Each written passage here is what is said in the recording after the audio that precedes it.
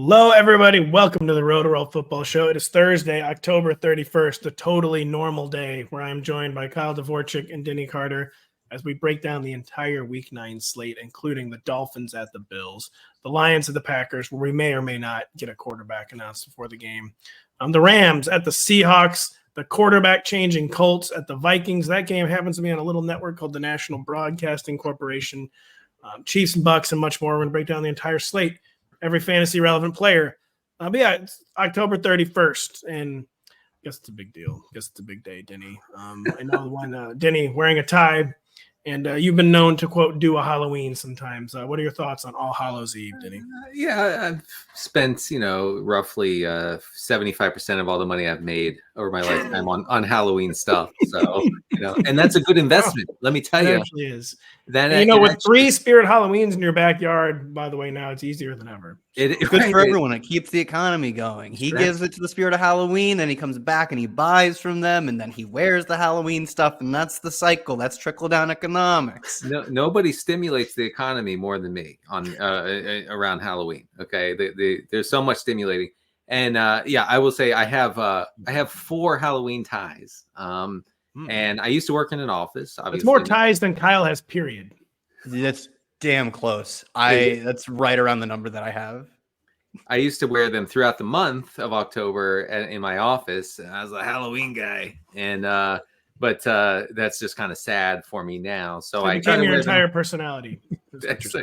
Right. We're always looking for new personalities, and honestly, guys, I think I'm done with the Halloween guy personality myself. How big is too big for like these skeletons? They have skeletons now, like the size like the Eiffel Tower. It's too much. It's too much. It's too much. Halloween has gone way too far. Okay, and I'm big. I love the holiday. It's just way too far. Way too much. It's 35, 40 days of celebration. It's just too much. I go to these haunted trails. I take my kid to a haunted trail, and it's like the scariest thing I've ever been through. Okay. And, that is like, the thing. Yeah. It's way too scary. When I used to take my friends there in college and like shortly after college, we had a good time, but it wasn't like, oh my God, like, please take me out of here. Scary. And now it's just gone too far. Yeah. They're trying to get you to now, if you don't spoil yourself, basically like, well, it's a failure. It's the 40-year-old guy didn't bleep his pants. I mean, whatever, just shut the whole thing down. Yeah, some of them don't soil yourself, get your money back. Like that's kind of the guarantee of the thing. It's like your 30 minutes or less pizza, but it's 30 minutes or less pants. Yeah, I'm glad you know about that. I kind of want one of those 30-foot tall skeletons in my yard. I thought about surprising my kids with it, but me being a millennial, I don't even have any tools. I wouldn't know how to put it together. You have to put it together. Oh well, yeah. They don't just sell them like you think you put that in the back of your Subaru, the 30-foot skeleton from Home Depot. You can't strap them to the top of your van, your Kia van. It's adorable. It's like your Christmas tree, kids. Let's go pick out a 30-foot skeleton. Let's get it on the tree and get it on the top of the Subaru. How dare you say I drive a Kia? By the way, it's a Toyota. I drive a Kia minivan. What happened to all the Americans making minivans, by the way? The Dodge doesn't even do it anymore. If you want an American van, it's Chrysler, and that's even fake American now. So I want a Ford Aerostar. That's what I want. Or maybe it's Shelby, I don't remember. Maybe it is the Dolphins and Bills who are rematching their Week 2 showdown that resulted in Tua Tagovailoa's concussion, Denny Carter. Tua's for now healthy return is the big story for the Dolphins, though it did not result in big Week 8 box scores, except for Mr. De'Von Achane. That's just why I don't have a Spirit Halloween in my backyard. What are realistic expectations for the Dolphins and Game 2 with Tua against what has been a pretty solid Bills pass defense, one that wrecked the Dolphins in Week 2? Yeah, so Tua is still not right. And we talked about, the first 2.5 weeks of the season, his advanced metrics were looking pretty crummy, I would say. And that continued last kids week. Listen to the show, by the way. I'm sorry. I will watch my language from here on out, but obviously producer Adam can edit that out. Please. So Tua is now 24th out of 36 qualifying quarterbacks in completion rate over expected. I can't tell you how very different that is than what we usually see in this button pushing offense. This game started at 51 total points. It's down to 49. It's not a huge drop, but it's just something to note.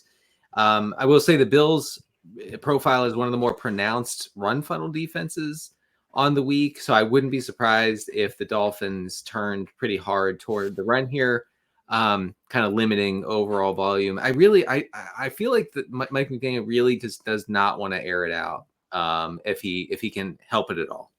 I think maybe it's partly too just teams have kind of figured out how to defense the Dolphins passing attack. And he's like, you guys got any ideas? And they're like, what? Raheem, you're getting 8 straight carries, buddy. Like, first off, coach, it's a pretty unprofessional way to begin the meeting. Second, so run funnel Bills, very much a real thing. You're saying Kyle and I are getting second homes. De'Von Achane going to be all the way back again. Well, the Examiner will leave you alone for one more week. As well. The Examiner, he has had to at least pull out of my driveway. He's not as idling on the street after the 10 carries for 97 yards for De'Von Achane. He's not quite so cocky. I had the police remove him from my driveway, but he's still parked on the street. That's fair. I think that's fair. Public street. They said he can park there. It's legal. It's legal. Yeah, it's very legal.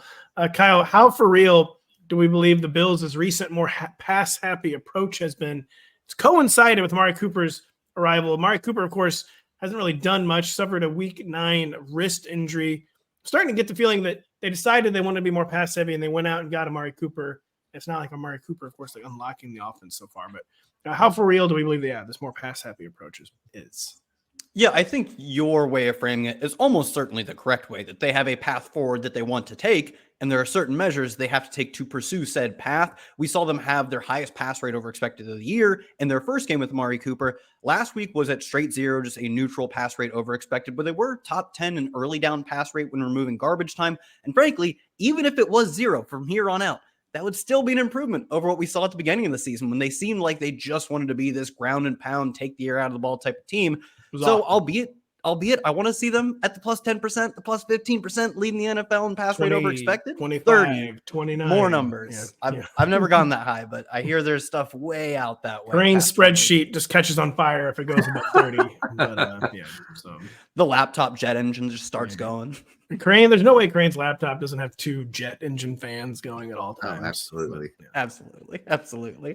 Yeah, so I think we're probably not going to see, I believe it was plus 10% 2 weeks ago. That's probably a bit of a stretch to see that going forward. But I do think even a 0% is sort of signaling that they don't want to be the absolute run-heavy team that we had seen in previous weeks. Not only is their play a signal, but as we said, their actions are a signal of that. So I do think this is legitimate, even if 2 weeks ago, maybe we got a little overexcited. So Kyle gave us the broad strokes there, Denny. Let's get a little more granular on just like the receiver targets and how things are shaking out. But Amari Cooper, he has the wrist injury. He is practicing in a limited fashion. He'll probably play, but try to sort out Amari versus Khalil Shakir versus Keon Coleman for us. Mm-hmm. Shakir and Keon Coleman, again, putting up by far their best box scores of the year since Amari Cooper was acquired. Just how do we think this is going to keep shaking out? Well, yeah, I mean, we'll have to see about the Cooper wrist injury and whether he plays or if he's limited. It's hard to say right now. I will say everybody should just pump the brakes a little bit on Khalil Shakir. 10 targets last week. He caught 9 of them. They were all short area targets. And I say pump the brakes, not because I think that was a total fluke, but the Dolphins are actually the best secondary against passes from 0 to 9 yards, like really, really stingy in that area. Who cares? I mean, total fluke stat. 8 games. Who cares? I mean, well, 8 games. Who cares? Pat just wrapped the baseball season in which he saw 278 regular season games from his favorite team, and of course, the favorite team didn't make the postseason. But then in the postseason, they played 3 games. But other than that, it was a lot of games. Yeah, Denny. The only acceptable sample sizes are at least 162. Okay, well then we'll have to wait on that. And but just to follow up on that, the Dolphins are actually really bad on defending passes that go 10 to 19 yards. So I think that's actually where we could see the Bills attack. That's Keon Coleman area. Coleman has the most air yards on the team by far on the season. Definitely last week. He figures to benefit from those shots. I'm not saying that like Shakir is like a guy you can't play. But I wouldn't get too cute with him. I wouldn't be like 10 targets, man. I'm plugging in 10 targets every week. You're not getting that this week. So you feel more comfortable starting maybe the more boom bust game of Keon Coleman, who hopefully is in the midst of an actual breakout. 2 really solid games in a row, but maybe still questionable target totals, Denny. But would you rather start Keon Coleman than Khalil Shakir? I would. It's close, but I do think that the Bills want to attack using Keon Coleman in most circumstances. I think the last week was a little fluky in that regard, but Shakir is running a lot of routes. I don't know Curtis Samuel, if he's back this week, if that'll mess with things. I mean, not that Curtis Samuel will be fantasy relevant, but he could maybe take away some routes from Shakir. Well, my dynasty team really needs the Keon Coleman breakout to be ongoing. And by the way, you guys really would trade Rashee Rice for Devontae Smith? You really would do that? For the listener who doesn't know where this is coming from in the slightest, this is an ongoing group chat discussion we have in like our just personal texts. Yeah, I still think I hate trading my guys. I hate trading my guys, man. And Devontae Smith, he's a number 2. I know. But I can win this year. I got CMC coming back. Everyone's hurt. I need a receiver. I probably have to do it. Yeah. The Dallas Football Cowboys arrive in Atlanta, Georgia, party to the week's highest game total. They're also party to increasingly mediocre fantasy returns, Kyle. Beyond CeeDee Lamb and Jake Ferguson, and barely even Jake Ferguson, who's been posting disappointing box scores, who are we even starting from the Cowboys this week? And is Dak Prescott a top 12 quarterback? This does look like a top 12 quarterback game for Dak Prescott, but is he from here until the end of the season? I'm a bit skeptical of that. He's already only the QB 18 in points per game. Like I said, this one, I do think it'll turn around for him for at least a brief moment. A 52.5 point total looks like a really fun game. And because they're only 2.5 point dogs, that gives them, I think, a roughly 25, just outside of 25 team total. Falcons are 24th in EPA per drop back allowed. We know this team cannot run the football in the slightest. So this does look like a great spot, a back and forth shootout, which has a high total, but not a high spread, as in one team isn't projected to score all the points. This looks like a top 12 game. Dak's making a lot of mistakes. They're getting nothing from any of the receivers that aren't CeeDee Lamb. They're getting nothing from any of the running backs. I wouldn't project him as a top 12 quarterback through the end of the year. Even this week, I don't know, Denny, are we afraid of, you always talk about the Falcons want to go run heavy. Are they just going to dominate time of possession, like run it down the Cowboys' throat? And I'm smashing the under. I'm smashing the under. That feels fair. It's an under game. I will say these are two pretty bad secondaries. The Falcons give up the 4th highest completion rate over expected on the season. The Cowboys give up the highest, the league's highest by far. So they could go back and forth through the air, but I don't think they will. I think, well, anytime the Falcons have been able to go run heavy, they have gone run heavy. They've been under their expected pass rate in 6 of 8 games. The last time they played a run funnel defense was against Seattle in week 7. They were 12% under their expected pass rate, which is crazy run heavy. In that game, Bijan Robinson, 21 carries, 5 for Tyler Algier. Where's my God now? And Dallas is can be had, obviously, on the ground. Denny, so they allow the 4th most running back fantasy points, the 2nd most raw rushing yards. And yeah, I mean, is it fair to say that they really are just going to – Bijan can be RB1 overall this week? Absolutely. Yeah, no, his ceiling is probably crazy. I mean, although I will say that, Algier's continued usage in the inside the 10-yard line kind of makes me hedge a little bit on that. But I will say, oh yeah, who cares about touchdowns? Okay, I mean, Bijan's RB2 by average PPR points over the past 3 weeks, but quote, go off, King. I'm starting Algier over Bijan this week. I don't care. That's fair. No, I actually do think that you can. This is a spot where I think you can conceivably start Algier if you have multiple flex spots, 14-team league. I think that you can do it here. And that would suck if they establish it hard here and just do everything they want on the ground. That would be real bad for Mooney, for Pitts, for what's his name, Drake London. It's a real good week for RB2s, as you point out, because Tyler Algier firmly in play as a flex. Braylon Allen, I think, is too in the short week against you already have seen this game by the time you listen to that, probably. Braylon Allen against the Texans, though. Emmanuel Wilson against the Lions. If Jordan Love does not play, I think it's going to be an interesting RB2 season. They just go totally nuts with the run. When it's Malik Willis, which, speaking of Malik Willis, check out the most recent Galaxy Brains where we think there's a trade someone should make for Malik Willis. But good week for the RB2s. Is it going to be a good week for Kyle Pitts? Kyle, has he shown enough to be considered safe again as a tight end 1? We've continued to rank him as a tight end 1. Does it actually feel safe at this point? Yeah, safe isn't exactly how I describe my Sweet tight end 1, Kyle Pitts. He's 8th in the NFL in yards per route run. He's the tight end 5 in points per game.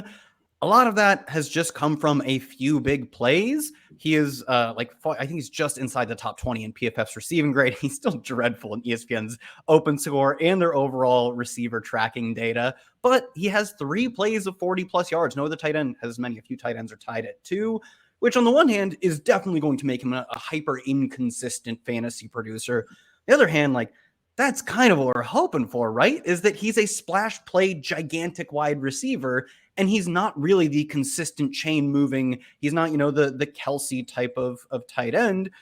He's more George Kittle, although George Kittle doesn't know in a different way, but the profile. George Kittle actually good, of course, but yeah, George Kittle actually good. Kyle Pitts more I don't know. He's Gabe Davis. He's essentially like Gabe Davis. Wow. That's kind of an interesting one. If you got to put Bills Gabe Davis in your tight end slot, you'd do it. You'd rank him as a tight end 1 and you'd do it.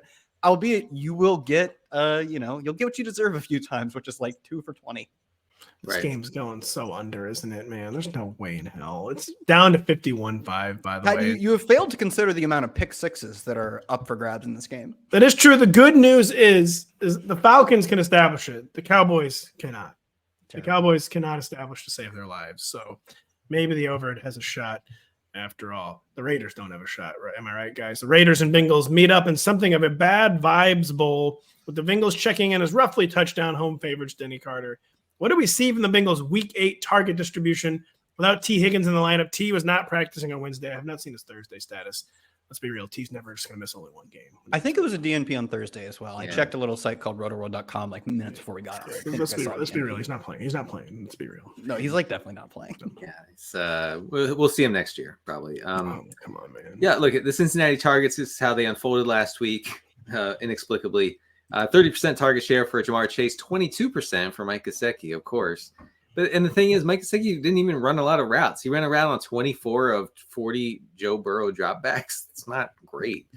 So he was, targeted heavily per his, or compared to his route rate. Yoshivas saw 3 targets, no catches, and Moss, what's his name, Zach Moss, is still more involved in the pass game than Chase Brown, whether we like it or not. And brother, we do not like it. Don't like it at all. But he's running more routes. He's seeing more targets. That's just the way it is. Just the way it is. Kai, what is the latest, though? Yeah, on Moss and Brown. Do you have anything to add to what Denny just said, or did he put a nice bow on it? Yeah, I mean, I think he wrapped it up well, is that he runs routes. They trust him both in pass pro and to be a guy who can be a safe dump-off target for Joe Burrow. But he's got, I believe, 6 and 5 carries in his past 3 games. He is just completely uninvolved as far as he's a pure backup who gets more snaps than a pure backup, but that doesn't manifest in touches. And for Chase Brown, it does generally manifest in touches. Just one other point on the pass catchers. In 3 games without T. Higgins active, Mike Gesicki has an 18% target share, over 20% of the air yards. He's sort of their de facto wide receiver 2/3 in those games. And as Denny said, it isn't even on a full-time role. It's as a part-time plus kind of role, but the targets are what they are. They are what they are. The targets being what they are, Denny, is why Jacoby Myers has been hanging around the top 36. Do you think that is legit, that Jacoby Myers can continue to produce wide receiver 3 returns with this really, really, really bad Raiders offense? It is bad. I will say, I think he can be a scam. You can't bank on many touchdowns. This Raiders team is just not scoring many touchdowns, shockingly. Last week, he led the team 26% target share. And this is where it gets good. 4.3 air yards per target. That is the good stuff. Just give me 8 of those a game, and we can slot him in as a wide receiver 3. Don't want any real production whatsoever. No, please no. Please make the production the faker the better for Jacoby Myers.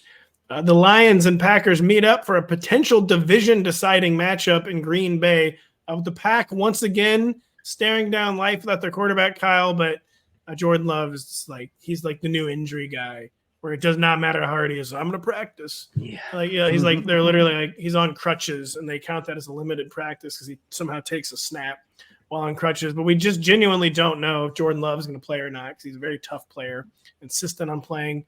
Which Packers can actually get there in 12-team redraft leagues, though, if Jordan Love does not play, and it's the 3rd start of the year for Mr. Malik Willis. Like roughly none of them, at least the ones that you can count on. And Malik Willis played really well in his 2 starts, but they were extremely low volume starts. He completed 25 passes, threw for 324 yards in the 2 starts combined. That's 12 and a half completions a game. And this is a team that already spreads the ball around very well. Like they have a lot of players who deserve the football.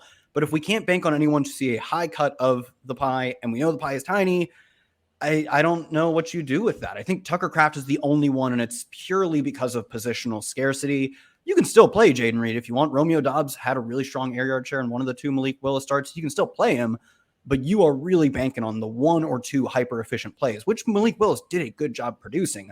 But you're rolling the dice kind of a lot with Malik Willis under center.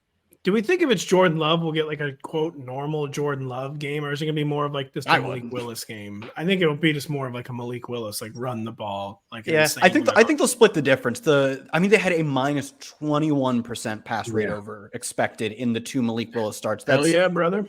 Yeah, that's like sub Arthur Smith levels of running the ball.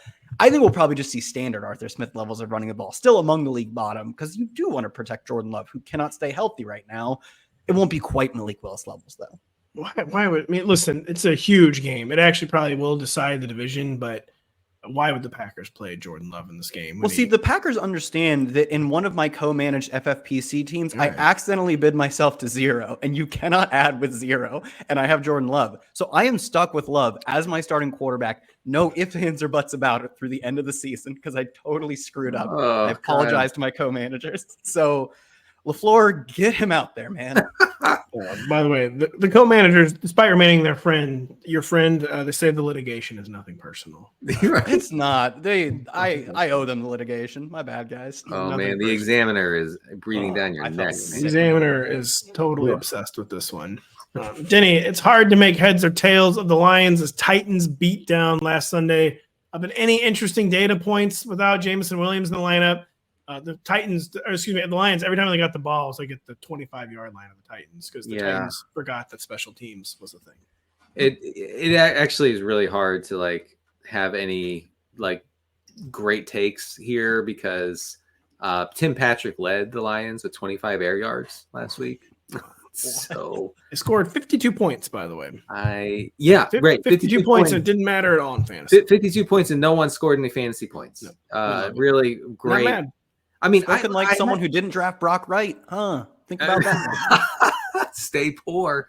Yep. I had the Lions defense in a couple leagues, so every time I look at red zone, it's like, oh, Lions scored another touchdown. Essentially, they scored like 15 fantasy points. Oh, what? I think 5 drives start inside the Tennessee 30 because they had interceptions. Great return game. It was an insane, weird game. Right. So I'm not sure. I mean, Sam Laporta involved 6 targets, which amounted to a 33% target share. By the way, he's back. He's back. Really, all the way back. I do think that Jameson being gone for who knows how long at this point is good for Laporta. I don't anybody else you're not playing besides Amon-Ra. I think he's only out this week, by the way. He got arrested. I think Campbell told reporters they knew about this incident ahead of when the press found out. You know, every time I log on, he's in trouble for something else. So I'm just would be nice if Jameson Williams was not trying to cross off every possible suspension in the NFL rule book. Kyle, we have not checked in on David Montgomery versus Jahmyr Gibbs in a few weeks. What is going on other than Jahmyr Gibbs scoring a lot more fantasy points? Yeah, they're. I said this last time, and you're not going to believe this. They're both pretty good, but over the no, don't you Demont Nation leader back out on your people now? No, he's actually very good. But the thing is, maybe it's more appropriate to say they're both very good. One of them is like really freaking good, and it's Jahmyr Gibbs. He's 4th in rush yards over expected and 4th in PFF rushing grade. And notably has outcarried David Montgomery 38-30 over the past 3 weeks. I will note that includes David Montgomery getting pretty banged up mid-game, as early in the game, frankly, 2 weeks ago. And then last week, probably also still playing through, I believe it was a knee issue. So maybe as he gets more healthy, we see that split normalized to what it was pre-knee injury. But we'll take it when we can get it. And at this point, it looks like we should project Jahmyr Gibbs for at least in the upcoming week, more carries than David Montgomery, and he's super extremely efficient and hits home runs like no one else. Yeah, he's just getting it's like 3 or 4 more touches a week, but it's enough to make a big difference, especially with how efficient Jahmyr Gibbs has been. And David Montgomery's really stuck in the 10 to 12 touch range, but he gets enough scoring opportunities that he stays inside the top 20. It's just such a good Lions offense. Then if it is Malik Willis, are we streaming him because of the really good rushing box scores, or is it too unpredictable of a game environment? What do you? Some pretty good streaming options this week. It's been Bo Nick's season, as everyone knows. Right. Are we streaming Malik Willis this week? Yeah, I mean, I'd use a guy like Nix over Willis, but I think Willis makes for a very interesting super flex option for those who play in such leagues. So we mentioned this on Galaxy Brains. I got to bring it over to this podcast.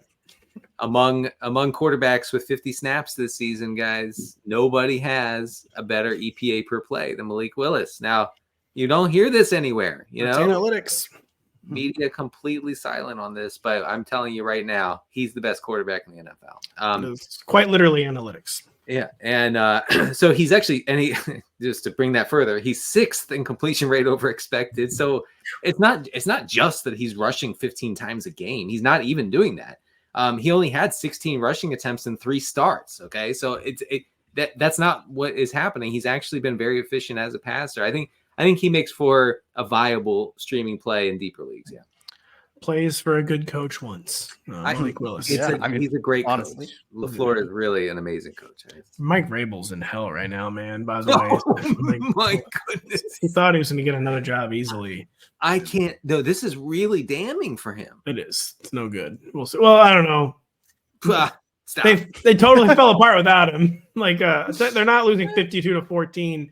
With 458 return yards or whatever. Yeah, it was. I think the Malik Willis thing is a bit more of a revealing of the limitations of Mike Vrabel. I kind of still think he's a fine coach. He's a good leader of men, game planning down to down stuff. Yeah. But you asked him to get creative with a quarterback who didn't fit the normal bounds of what he did, and he was like, "We're screwed, guys. Sorry." Yeah.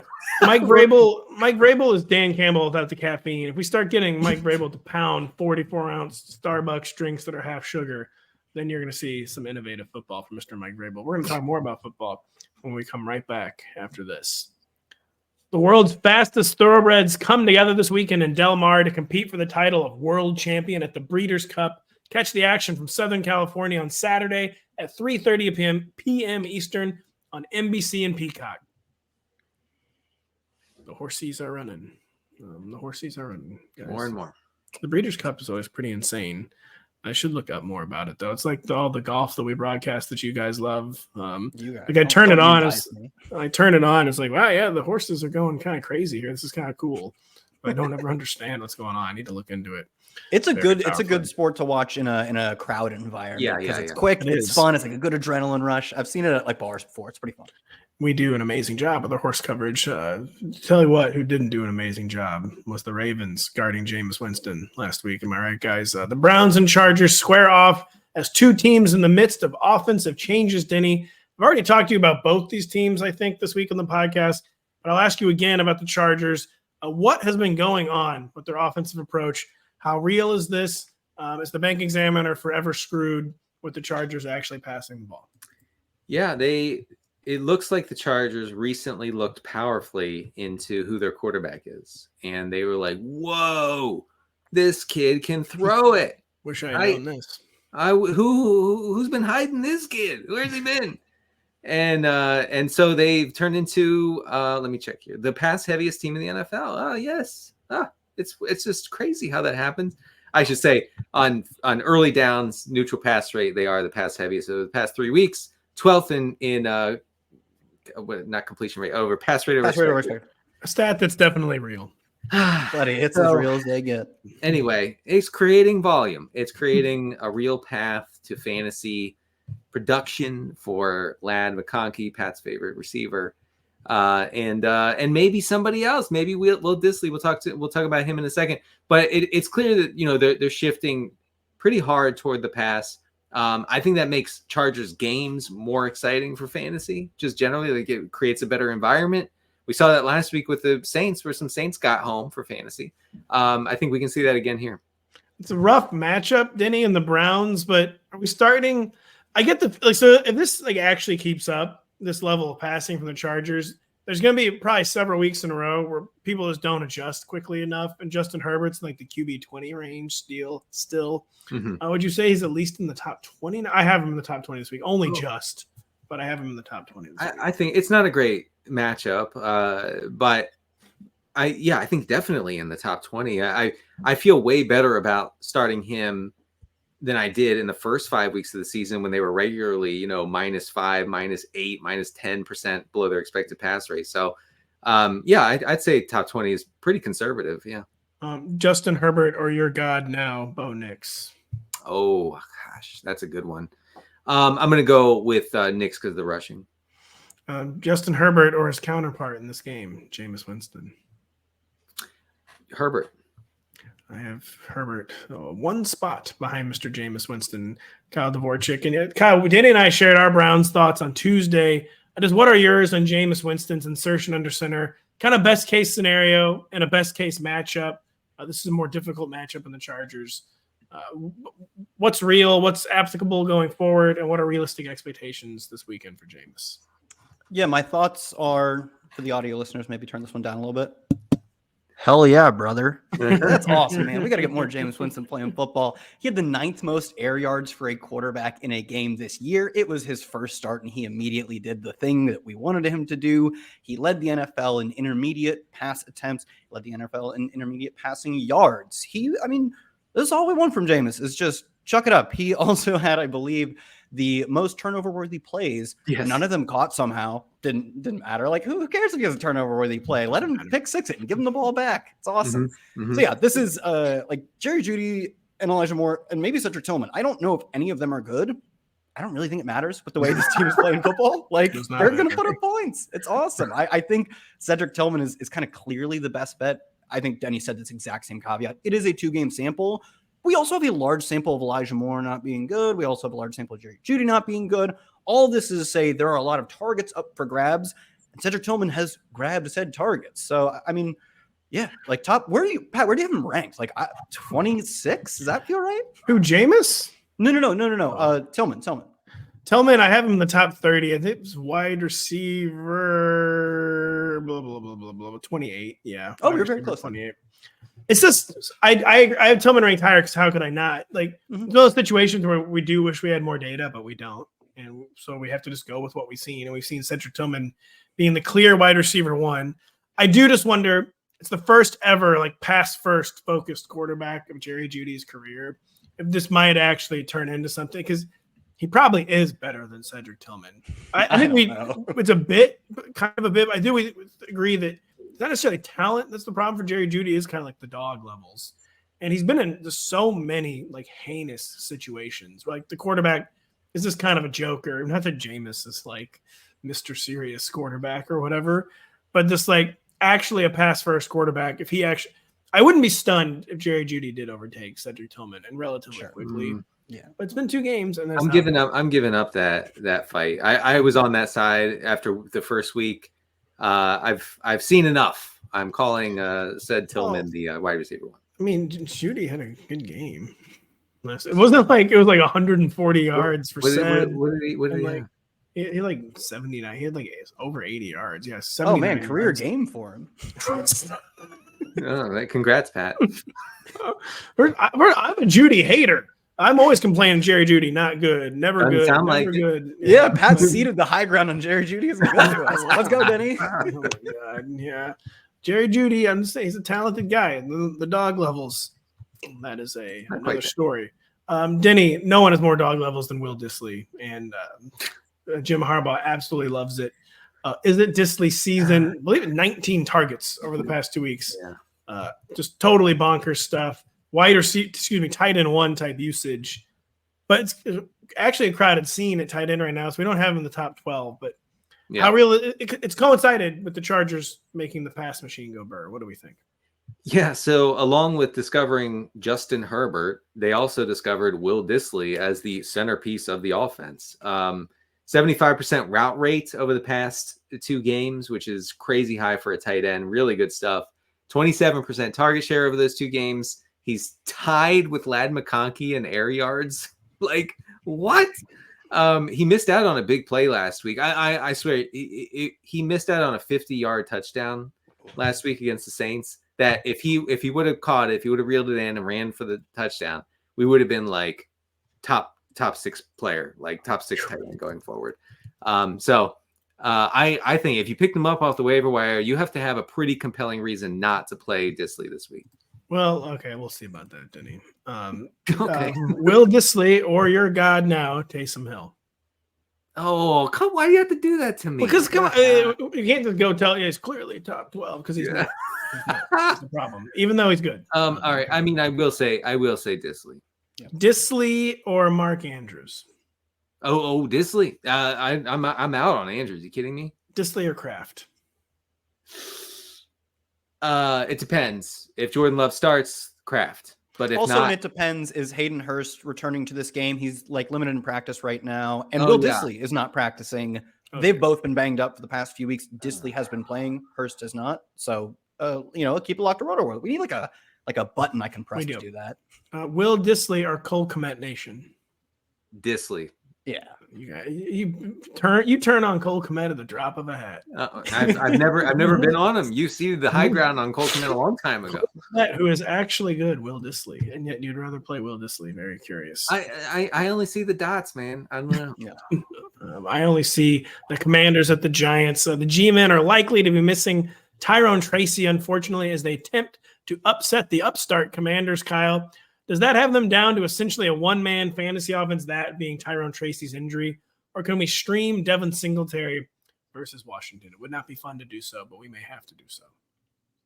Yeah, it's what are we at, week 9? You get to some dark places. Devin Singletary has been available on the waiver wire. He averaged 14 carries, 2.5 catches, measly 12.3 PPR points per game in the first 4 weeks when we weren't really seeing much Tyrone Tracy involvement.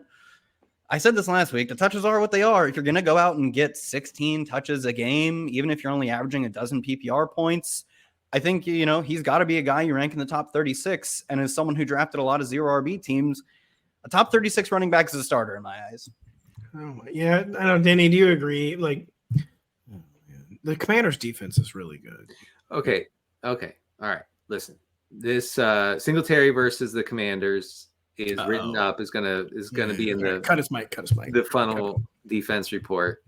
And I'm bullish. I'm bullish on my guy Devin Singletary. And I know you guys want him to just go away. And he did go away for 1 week, but now he's back.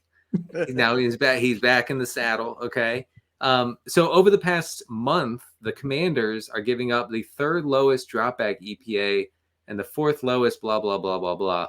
Anyway, I mean they're shutting down opposing pass offenses, and they're forcing teams to turn to the run. That's what the Giants did against them in week 2. They'll do it again. Singletary is an RB2. I'm telling you. Hold the phone, folks. Brian Dable says Tyrone Tracy, who is a non-contact participant in practice, is progressing to be cleared from concussion protocol by Sunday. That is far from saying he will be cleared. It's like a he's on track type of situation. Yeah. But Denny, you're a boring running back, Devin Singletary. We buried him 6 feet for Halloween. You tried to raise him like a zombie. We're burying him again. And the Spirit Halloweens have turned into seasonal Christmas stores in Denny's backyard. My backyard is completely gone if Singletary doesn't play. Gosh darn it. It blows up my whole column for tomorrow. I'm sorry. That's pretty brutal. I mean, geez, because Tyrone Tracy's like the RB1 overall. If you play. Hell yeah, baby. Okay, and I hate that. Anyway, this is a great spot for whoever is the lead back for the Giants. You know what this is? This is Dayball being like, oh man, like this kid's good. Like we got to figure out a way for him to clear this protocol. It's crazy how good players progress Bucs. the concussion protocol faster than bad players. Yeah. Cooking the concussion baseline books for Tyrone Tracy. But by the way, you mentioned the Commanders' pass defense being shut down. Like Dan Quinn, regrets to inform that he's an amazing coach. He really kind of is, but I mean, he gets figured out, but not yet.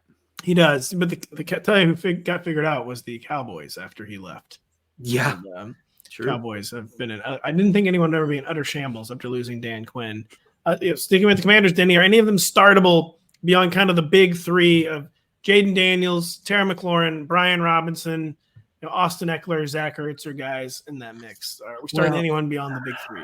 Part of the part of the Commanders' defense being actually pretty good is it's a travesty. The dream that we had back in September and August of Jaden Daniels facing pass-heavy, frantic, gotta score script week after week after week. That's not happening, and it's over. It honestly, it lops off his upside completely on a weekly basis, and it's really sad for fantasy.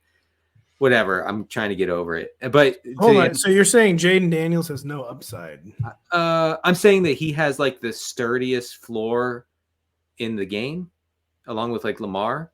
But I am saying that we are, unless game script goes haywire going forward, we're not going to see much ceiling action from Jaden Daniels, unfortunately.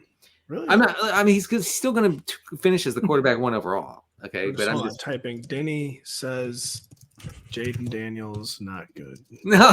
No. Yep, there you go.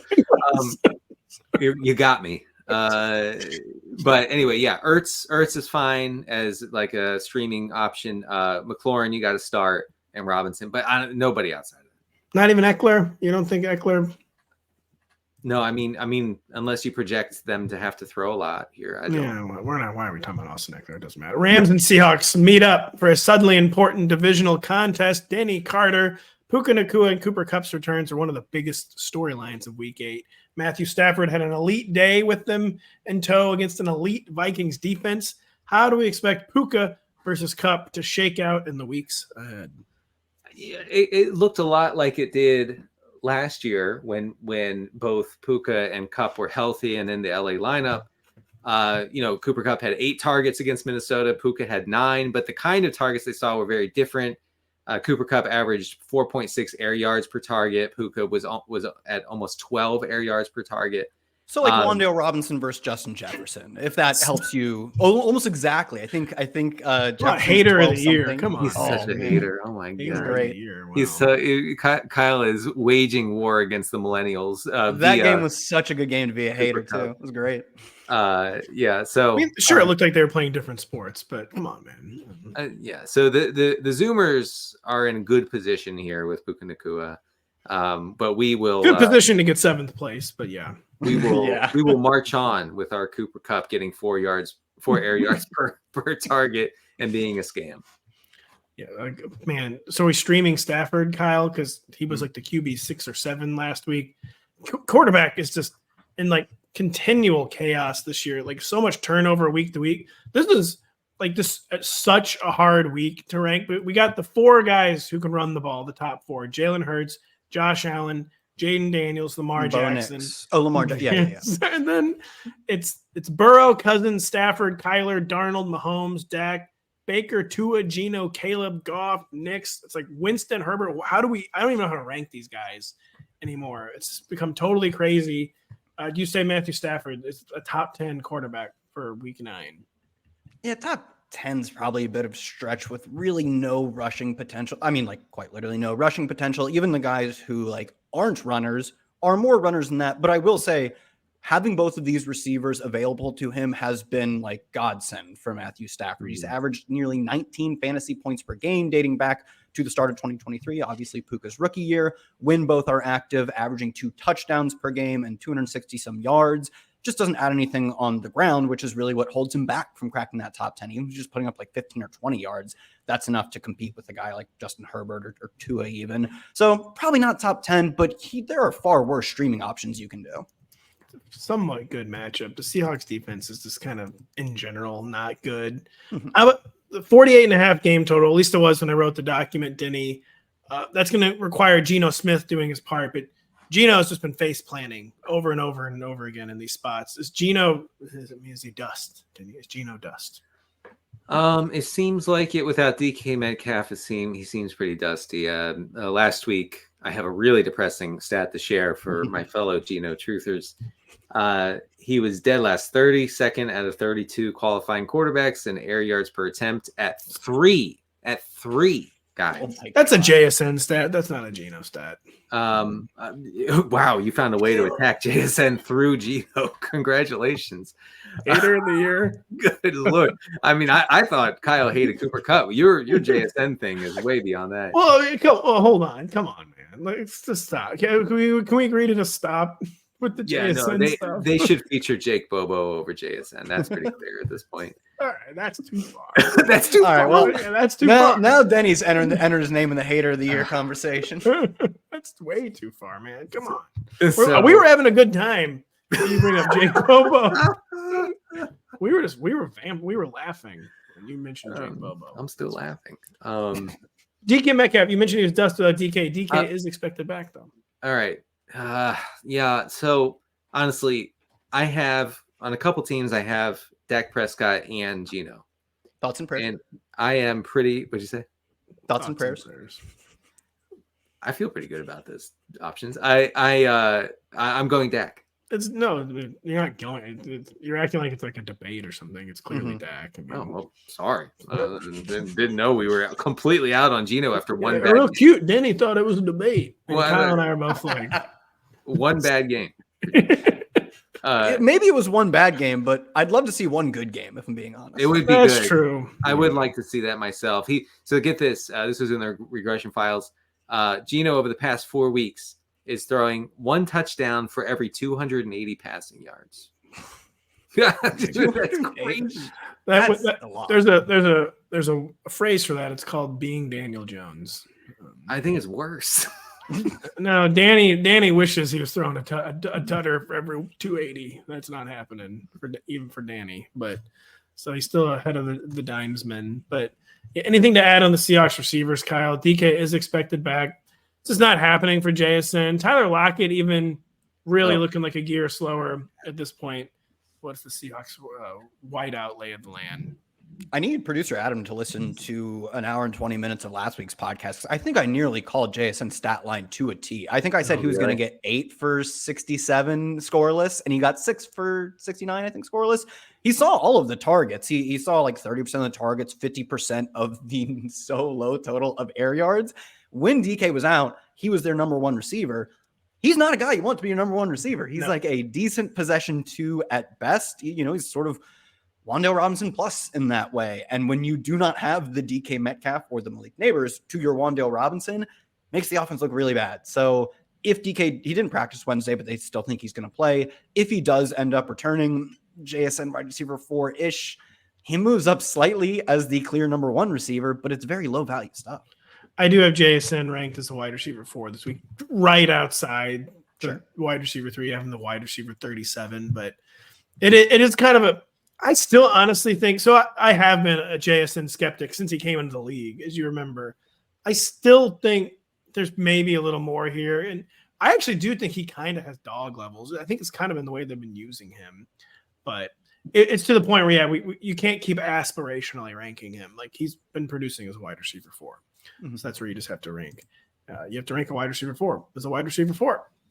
The Chiefs host the Bucs for the most forgotten Super Bowl rematch in recent memory, Kyle. Baker Mayfield somehow got away with it without his top 2 wideouts last weekend. But what are the odds of a repeat performance against this elite Chiefs defense?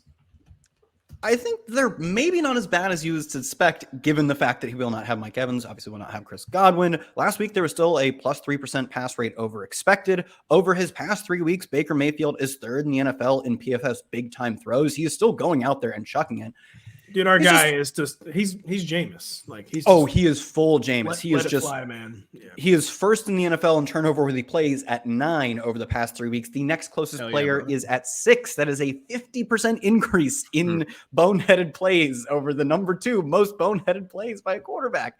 And that's like you said with Jameis. Beautiful. It's kind of fine for fantasy production. In the context of real life NFL, you should not make that many bad plays per game. But that's a lot, but it does go back to the conversation I keep trying to start up. Like, listen, man, there's going to be turnover-worthy plays sometimes. I agree with this, but this is too many. This is in the gym. I mean, it literally is like 3 back-breaking plays a game. Yeah. This can't be happening. Yeah, don't 1 or 2, I'm fine with, especially if the quarterback is good. Like Josh Allen's boneheaded plays are awesome, and they work out sometimes. And Baker Mayfield, he's a really good quarterback, frankly. This is a bit much though, but it's good for fantasy, or at least it's a good style of football for fantasy. Against the Chiefs, though, I mean, I don't know, really. He's gonna throw 50 passes. Yeah, it's true. They're 9-point underdogs. Yeah, he's he's a QB1. Never Tons of checkdowns. Yeah. Denny, the Chiefs, they added DeAndre Hopkins, only ran like 14 routes last week, clearly easing him in. Is he going to become wide receiver 3 relevant or not? A guy who's been in decline. He's so savvy, so good in like one-on-one situations, kind of hand fighting that it hasn't mattered. He's been losing some of it, but is he maybe losing too much? Is he going to be wide receiver 3 relevant or not in Kansas City? Maybe eventually. I think, as you just said, with JSN, I feel like that's maybe a little aspirational for this week. I also think that the Chiefs can and will be pretty run heavy here, as they've been through a lot of the season. I don't see this as particularly close. I think Kansas City will blow out the Bucs. I think Bucs are done. They're every time I think the Bucs are going to get blown out. And also the Chiefs secondary is so good at defending those short area passes, at making tackles, at limiting opportunities in that area. So I should say limiting yak in that area. So they're going to try. The Bucs are going to try to do that scam, and it's not going to work. And they have nothing else. Sometimes people already after 4 years, they're looking back at crazy stuff from the COVID era and be like, dude, what in the world was that all about? How did that happen? One of those is the Bucs being in the Super Bowl. Are you kidding me? Tom Brady was on the Bucs. You expect me to believe Tom Brady was on the Bucs? Tom Brady played a home Super Bowl against the Chiefs. Tom Brady played a home Super Bowl as a Buck. The AI brother is out of control. I'm sorry. Yeah. You mean Tom Brady, the Raiders owner? He played for the Buccaneers? That didn't happen. Tom Brady, who is not allowed to attend any pre-production meetings. Kyle, Bucs backfield check-in ? It looks like it's never been more Jover for Sean Tucker, at least turning the Sim back into a 2-man committee. But am I wrong? Is it still a 3-man committee, actually? Yeah, he was hanging out pretty low in the snap share last week. 2 weeks ago, he had a 19% snap share and 19% of the team's carries as well. Both those numbers fell to 10%, which is still not nothing. A lot of teams don't use their third back at all. He's still out there, but it is scaling back as the weeks go on. And Todd Bowles talked about this. He said in a pass-heavy game script like they had last week, it's not exactly Sean Tucker's specialty, so they didn't use him as much. And he talked about Tucker getting more snaps going forward. That implies that Sean Tucker has a specialty. He was good that 1 week, a few weeks ago. It was a fun little game for him. But point being, he was saying, this is not the type of game where you get him super involved, and they're 10-point underdogs. This is also not the type of game where you get him involved. It wouldn't shock me if he pops up for a 7 or 8 carry game down the road. Not this week. Not this week. Are we done tomorrow? Yep, we're done this game. The Eagles host the Jacksonville Jaguars as close to 2 home favorites, Denny Carter. Although it is the Eagles who are getting on track, it is the Jags we are interested in to begin this conversation. Is it Parker Washington's season amidst the Jags wide receiver injury carnage? Christian Kirk's out for sure, to be determined on Brian Thomas Jr. and Mr. Gabriel Davis. Yeah, I don't think the Jags have much choice in this matter. I think Parker Washington basically ran all the routes after the Christian Kirk injury last week, used both on the boundary and in the slot. So they clearly think that he has some flexibility there. I'd expect him to be an every down player, get a full complement of routes. He's not a target commander. I mean, that should go without saying. Last week, he is somehow he last gets a lot of targets when he plays in the games somehow. Yeah, sure. Judging just from, I know we need bigger sample sizes in football, but last week he was targeted only 16% of his routes. He did see 4 targets. You could do worse if you're plugging in a flex spot in a deeper league. But don't get crazy. Don't be 1 for 1 for replacement for Christian Kirk right off the waiver wire.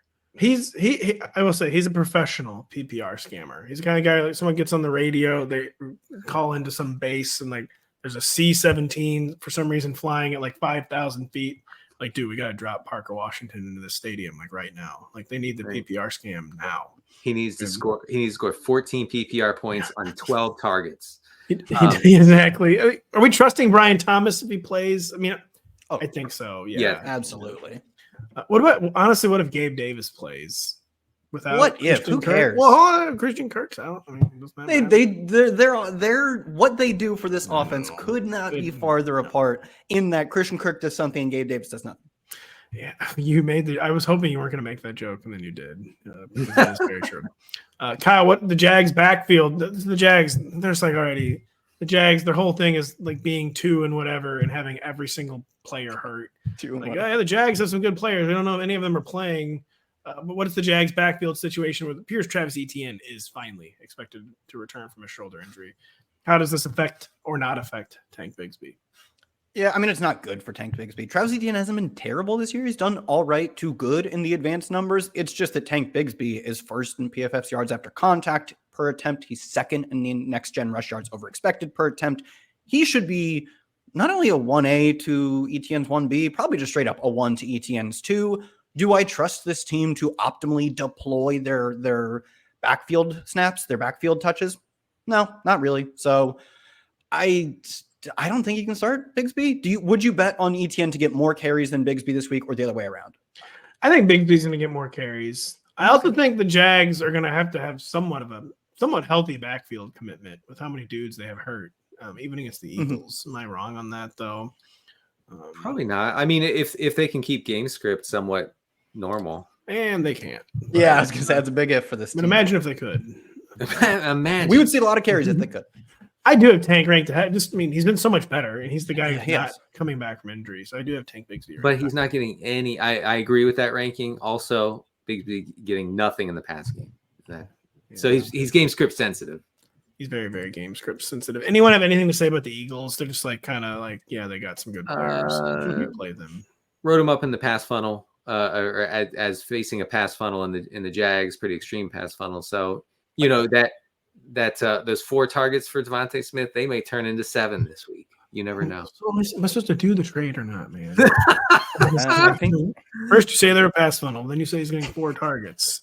And Rashee Rice, Devontae Smith's only a year older than Rashee Rice, but you didn't know that. I did know that through our texts.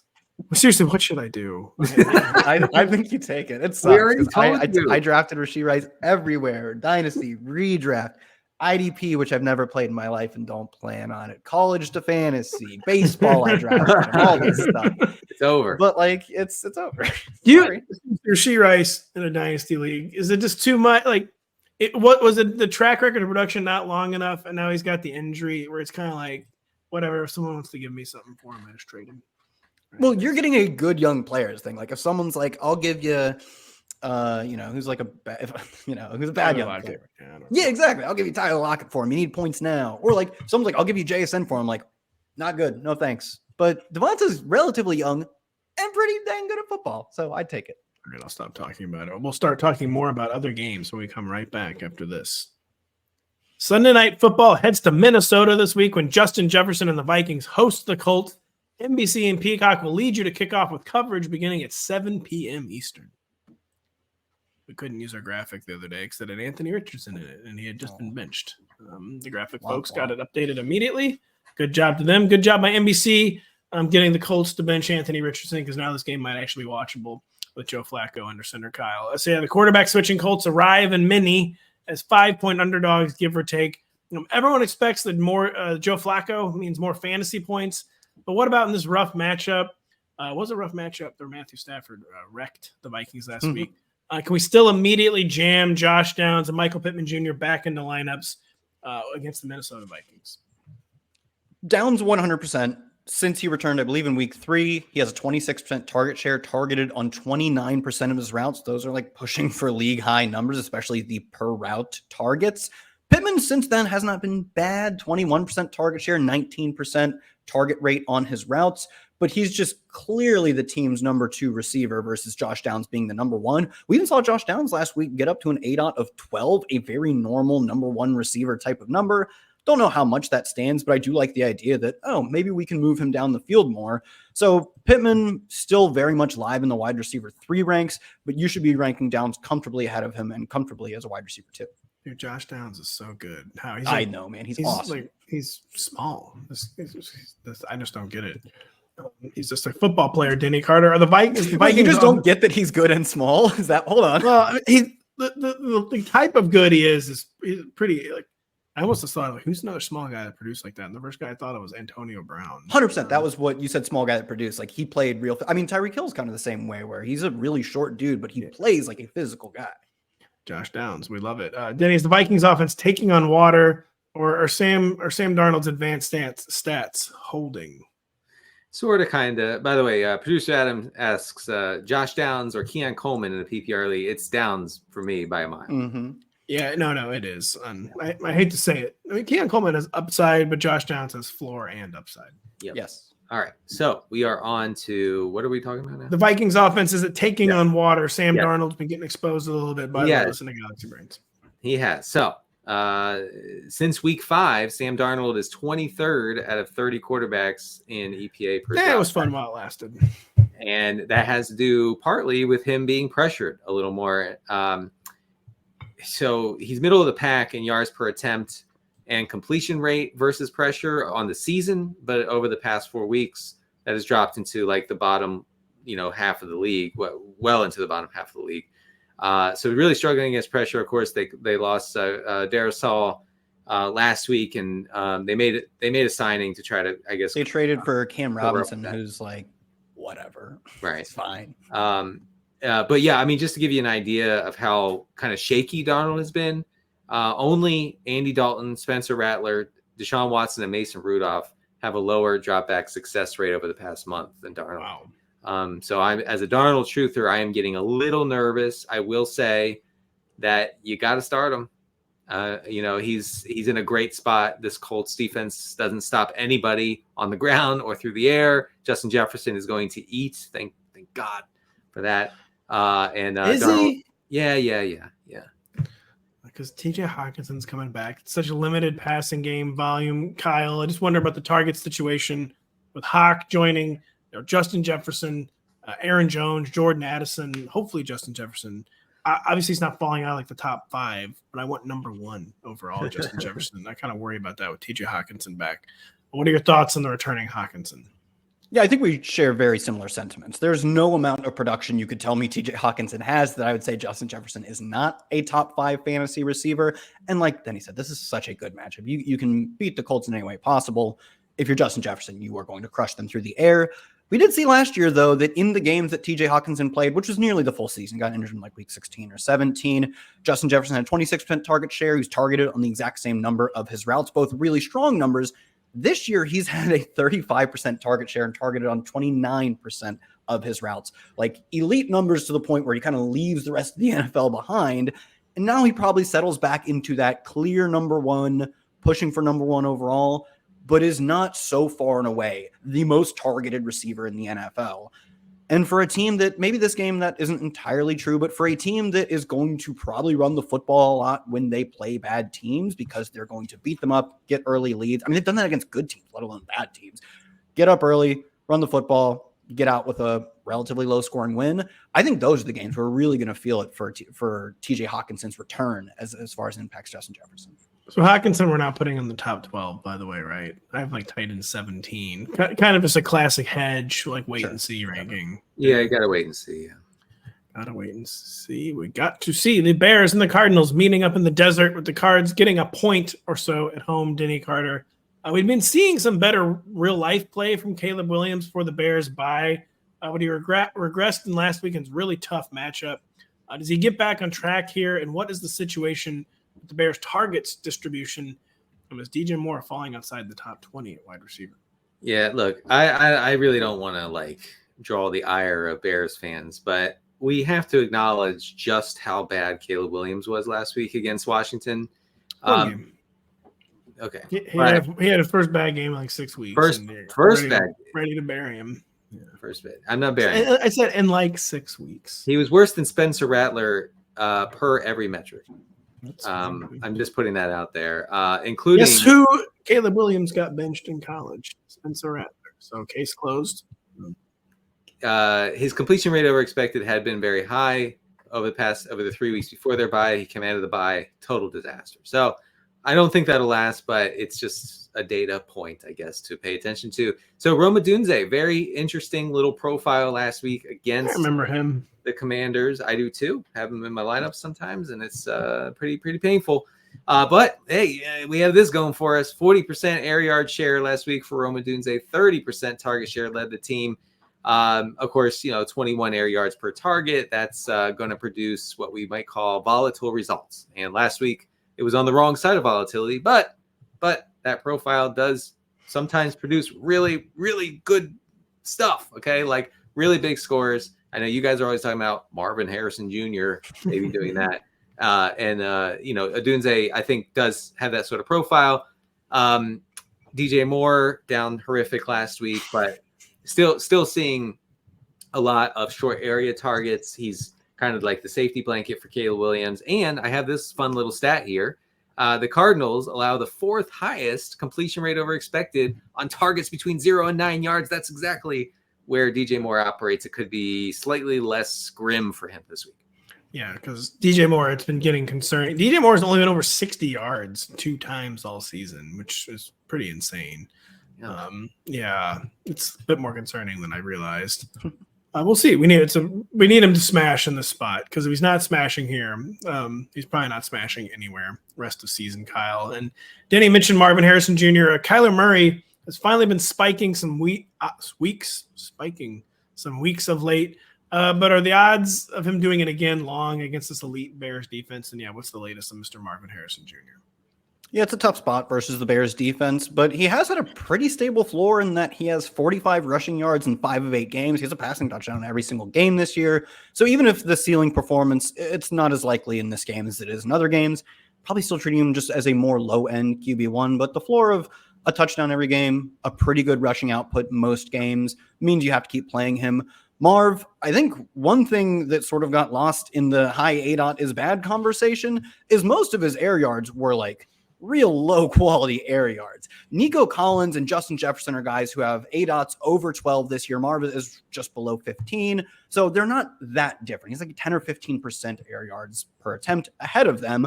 All of his air yards are just go routes. I mean, I think he had about 30% of his routes heading into last week were go routes, and like 25% more were just hitches, which is basically saying, Marv, you either run straight and try and run past the defense, or you use that to sell a route in which you run straight and then you stop running straight. No sort of breaks in his routes, no horizontal movement. And last week, they actually let him have more breaking routes, and that's how he produced one of his better games of the year. So I think if we see that kind of usage going forward where they let him move around a little more, he also played more in the slot. It didn't result in a ton of slot production, but they had some creativity to how they used him instead of just like, I don't know, Marv, run, go that way. That's how we see Nico Collins like wide open, 25 yards downfield, or with a one-on-one matchup in which he beats a safety 30 yards downfield, not because he's got these short Wan'Dale Robinson targets. It's because the air yards are backed by like a creative function to the offense, which we really hadn't seen with Marv. I'm hopeful we'll see that now. It is one game. It is insane just how teams sometimes go several years without doing this. And then finally realizing, oh, yeah, maybe the really good player should be used more creatively so they can be really good for us. Really hope that continues with Mr. Marvin Harrison Jr. Kyle, the Ravens are nearly 10-point home favorites against the 5-3 Broncos. Boy, the bookmakers just love the Ravens. Always. Even when they're playing the Chiefs and have no chance to win. The bookmakers just absolutely love the Ravens. That seems ambitious to me, that line. With the Ravens' weakness is pass defense and the Broncos' weakness is passing. Could you, in good conscience, actually stream Bo Nix? Lots of people really want to stream. Good conscience. Yeah, I like that one too. I mean, I don't know entirely that the Broncos' weakness is passing, especially in recent weeks. Yeah, okay. All right. Bo Nix over his past 4 games, 7 touchdowns, 1 interception. That's the 7th most touchdowns over the past 4 weeks. 3 top 10 fantasy finishes. PFF ranks him as their number 8 passer over the past 4 weeks. You know, he's really turning the corner as a passer in terms of he was 31st in the first 5 weeks of the season in PFF passing grade. I believe it was 5, maybe it was 4. And you saw it, you watched him. You're like, yeah, this is just not really working out for the man. And he's played far better football as of late. And he gets to buoy that with, I believe, at least 4 fantasy points on the ground alone in almost all of his games. So it's a strong mix of he's turning around as a passer. He's far from a complete project as a passer, but it's a great matchup. And he gets to run the football more than most quarterbacks and produce more on the ground more than most quarterbacks. Absolutely. I think he's scarily close in the Halloween spirit. He is scarily close to a QB1. Some people will have him ranked there. And seriously, am I alone in this thought that a team that just lost the Browns maybe should not be 9.5-point favorites against like an elite defense? This seems kind of. It's a lot. It's a lot. Every time I doubt the Ravens, they always cover unless it's the Chiefs, then they don't. But people really want them to be better than the Chiefs. Denny, you already talked about Deontay Johnson's Ravens fit on Tuesday. But any new thoughts pop in your head in the intervening 2 days? Just how he might be used, and is going to be like a top 36 receiver in his Ravens debut this weekend, or does he kind of need a wait and see week? I was actually thinking about how much Carolina wanted him out of there. Like what they gave up for, or what they sent him to Baltimore for, and also how much the Steelers wanted him out of Pittsburgh. So we were talking about a guy who has some issues, perhaps. That's interesting. So I mean, the Ravens only run 3 receiver sets and 28% of their snaps, one of the lowest rates in the league. So I could see him actually being kind of limited route wise to start, at least. Go ahead. Well, I was just saying, I wonder if they're going to change that, and because I think the Ravens are maybe realizing they're a shootout team and have to open up the passing game even more. And if that's kind of what this is about. They are getting back some key defensive pieces this week from injury, or they should.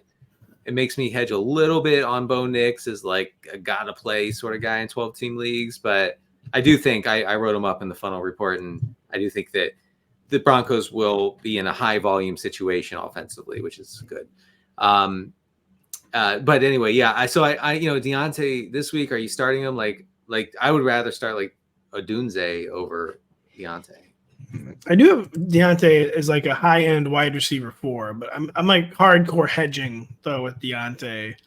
It's bad. It's a bad spot. Mm-hmm. I don't know. I actually don't really know about that. Really? I mean, they're so ludicrously efficient in their passing attack. Where like he could be like 6 to 8 targets, maybe could be again aspirational with Zay Flowers there. But I mean, even like 6 weekly targets, I could see him being an easy wide receiver 3 just because of how good and efficient this offense. I mean, he's not efficient, but he's never been in a situation like this. Yeah. I think this week is such a tough sell because, like Denny said, we know this team has historically loved leaning on 2 and 3 tight end sets, and it's his first game with the team, and they're 10-point favorites, or I think 8.5, whatever you said it was.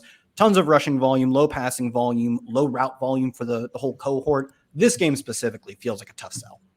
Kyle, by the way, speaking of tough sell, Javonte Williams as an almost 10-point road underdog. Yeah.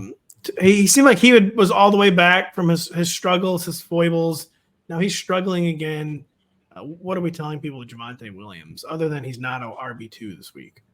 Yeah, this week especially. I mean, maybe the one thing you can hang your hat on is since week 4, he's seen at least 40% of the routes and a 13% target share in every single game.